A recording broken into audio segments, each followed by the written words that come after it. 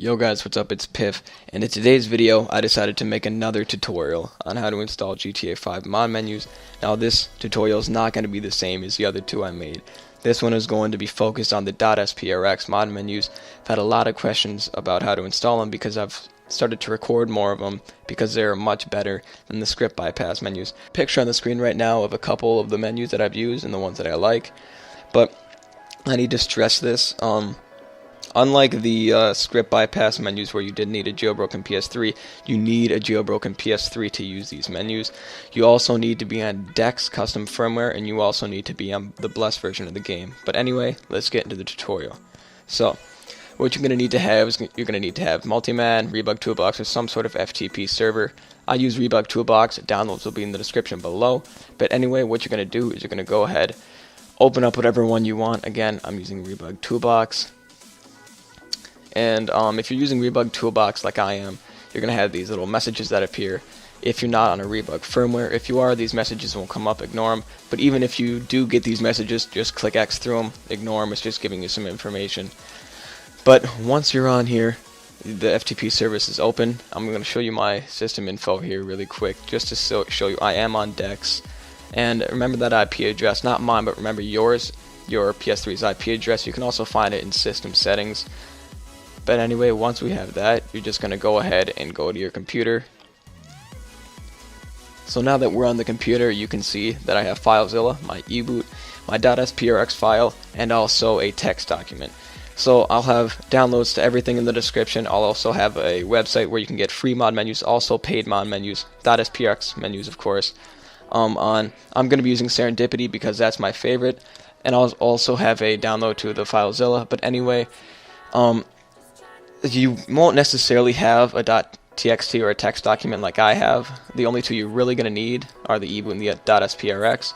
But the text document might come in handy because if you bought a menu, that's what you're going to need to use to have a key in it.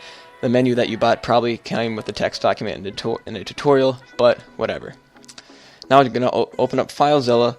And then in the upper left, you can't see it because my watermark is right there, but I put in the IP that I got from Rebug Toolbox, and all I did was click Quick Connect. So then, as you can see, everything comes up on the right-hand side.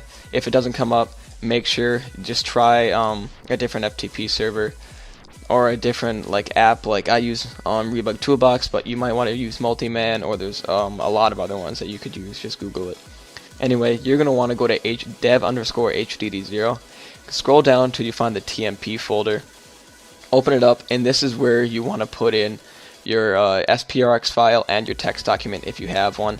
I'm just deleting the two just so you can show me so I can show you actually myself putting them in there. Anyway, I'm putting in the text document here.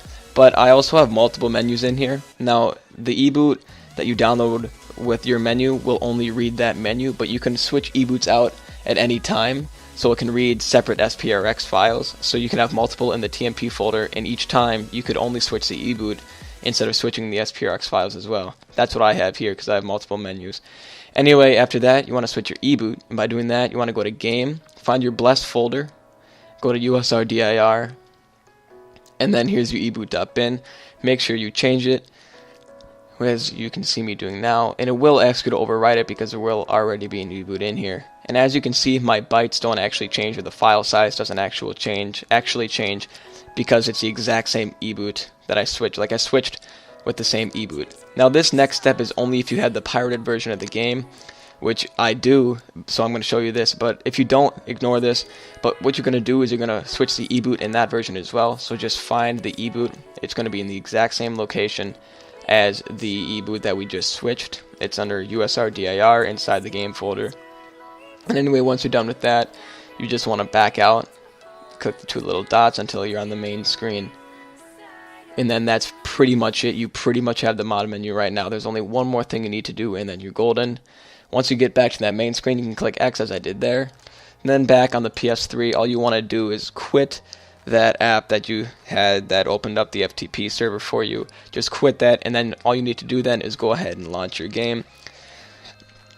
Now, when you start your game, most SPRX menus will have this little welcome message like access granted, welcome to, and the menu name. or some other information, all you want to do is click X on that, and I'll show you what I mean here because I'm going to have some gameplay of the mod menu that I'm using, and I will also include that little like welcome messages right as the game is booting right in the start screen. Anyway, don't forget to rate, comment, and subscribe if this helped you. I'll talk to you guys later. Peace.